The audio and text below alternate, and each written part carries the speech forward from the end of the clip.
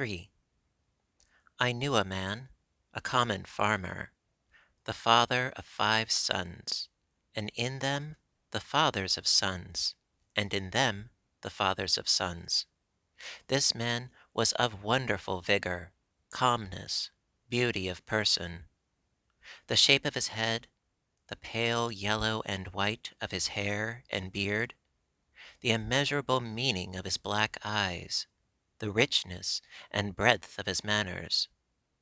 These I used to go and visit him to see. He was wise also. He was 6 feet tall. He was over 80 years old. His sons were massive, clean, bearded, tan-faced, handsome. They and his daughters loved him. All who saw him loved him. They did not love him by allowance. They loved him with personal love. He drank water only. The blood showed like scarlet through the clear brown skin of his face. He was a frequent gunner and fisher. He sailed his boat himself. He had a fine one presented to him by a ship joiner. He had fowling pieces presented to him by men that loved him. When he went with his 5 sons and many grandsons to hunt or fish, you would pick him out as the most beautiful and vigorous of the gang. You would wish long and long to be with him. You would wish to sit by him in the boat that you and he might touch each other. 4. I have perceived that to be with those I like is enough. To stop in company with the rest at evening is enough. To be surrounded by beautiful, curious, breathing, laughing flesh is enough. To pass among them, or touch any one, or rest my arm ever so lightly round his or her neck for a moment, what is this then? I do not ask any more delight. I swim in it as in a sea. There is something in staying close to men and women and looking on them, and in the contact and odor of them, that pleases the soul well. All things please the soul, but these please the soul well. 5. This is the female form. A divine nimbus exhales from it, from head to foot. It attracts with fierce, undeniable attraction. I am drawn by its breath as if I were no more than a helpless vapor. All falls aside but myself and it. Books, art, religion, time, the visible and solid earth, and what was expected of heaven or feared of hell are now consumed.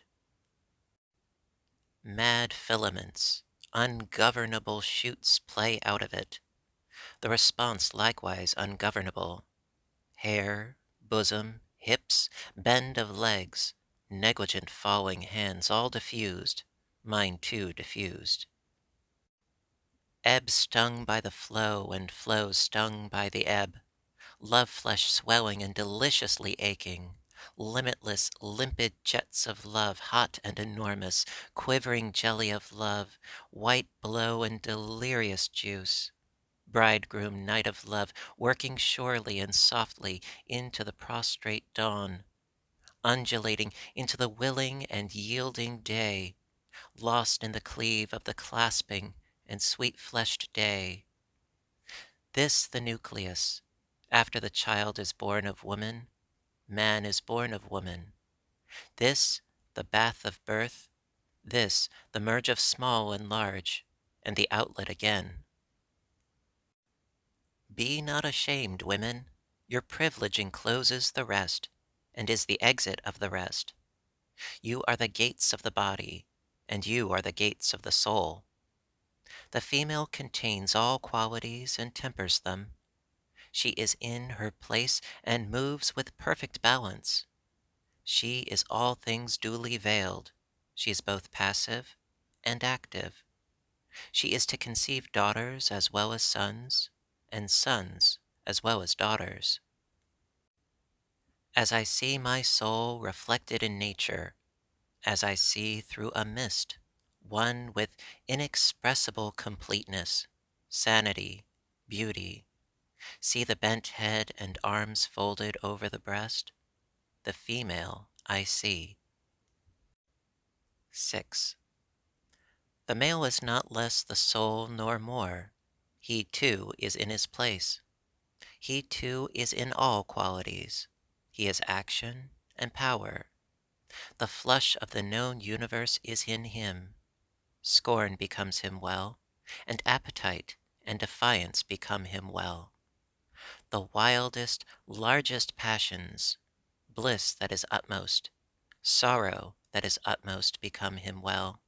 Pride is for him. The full spread pride of man is calming and excellent to the soul. Knowledge becomes him. He likes it always. He brings everything to the test of himself. Whatever the survey, whatever the sea and the sail, he strikes soundings at last only here. What else does he strike soundings except here? The man's body is sacred, and the woman's body is sacred. No matter who it is sacred. Is it the meanest one in the laborer's gang? Is it one of the dull-faced immigrants just landed on the wharf?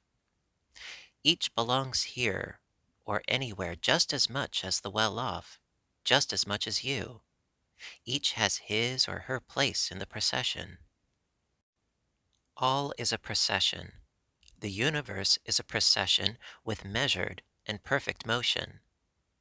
Do you know so much yourself that you call the meanest ignorant? Do you suppose you have a right to a good sight, and he or she has no right to a sight? Do you think matter has cohered together from its diffuse float, and the soil is on the surface, and water runs and vegetation sprouts for you only, and not for him or her? 7. A man's body at auction. For before the war I often go to the slave mart and watch the sale. I help the auctioneer. The sloven does not half know his business. Gentlemen, look on this wonder. Whatever the bids of the bidders, they cannot be high enough for it. For it the globe lay preparing quintillions of years without one animal or plant. For it the revolving cycles truly and steadily rolled.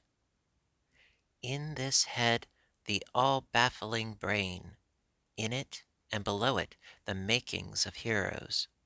Examine these limbs, red, black, or white. They are cunning in tendon and nerve. They shall be stripped that you may see them.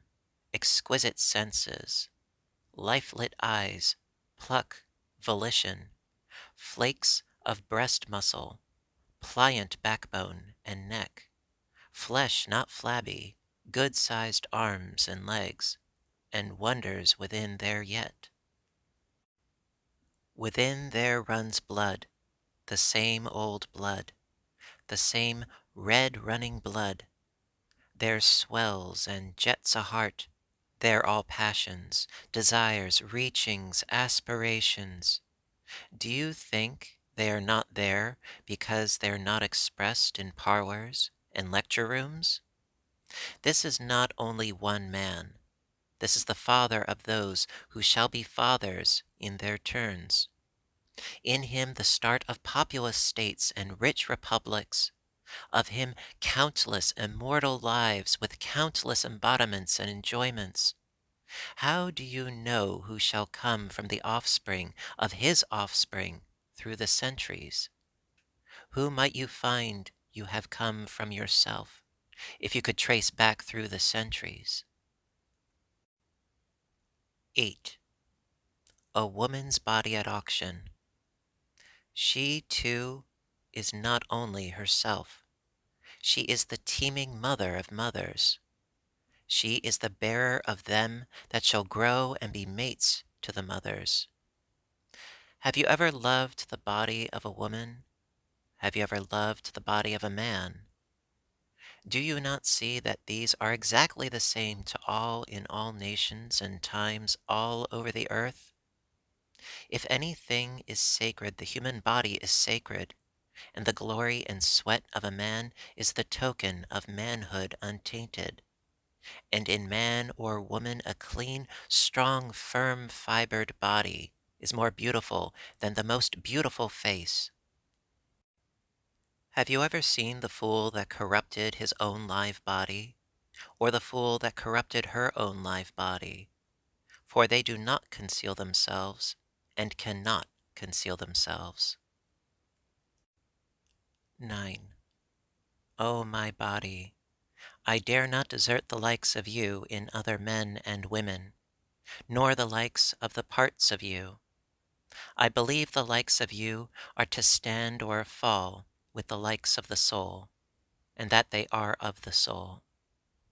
I believe the likes of you shall stand or fall with my poems, and that they are my poems.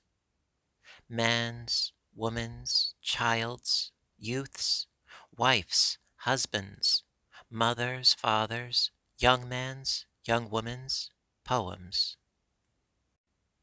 Head, neck, hair, ears, drop and tympan of the ears, eyes, eye fringes, iris of the eye, eyebrows, and the waking or sleeping of the lids, mouth, tongue, lips, teeth, roof of the mouth, jaws, and the jaw hinges, nose, nostrils of the nose, ands the partition, cheeks, temples, forehead, chin, throat, back of the neck, neck slew, strong shoulders, manly beard, scapula, hind shoulders, and the ample side round of the chest, upper arm, armpit, elbow socket, lower arm, arm sinews, arm bones,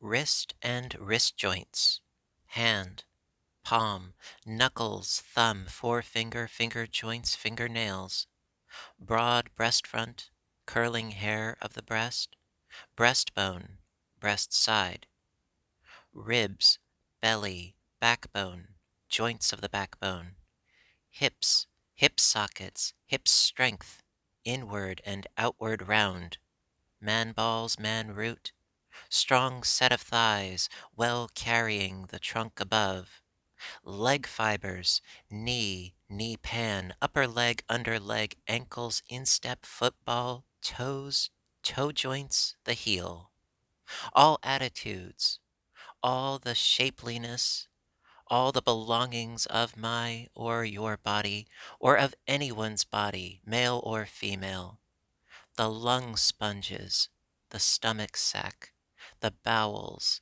sweet and clean, the brain in its folds inside the skull frame, sympathies, heart valves, palate valves, sexuality, maternity, womanhood, and all that is a woman, and the man that comes from woman, the womb, the teats, nipples, breast milk, tears, laughter, weeping, love looks, love perturbations and risings, the voice, articulation, language, whispering, shouting aloud, food, drink, pulse, digestion, sweat, sleep, walking, swimming, poise on the hips, leaping, reclining, embracing, arm curving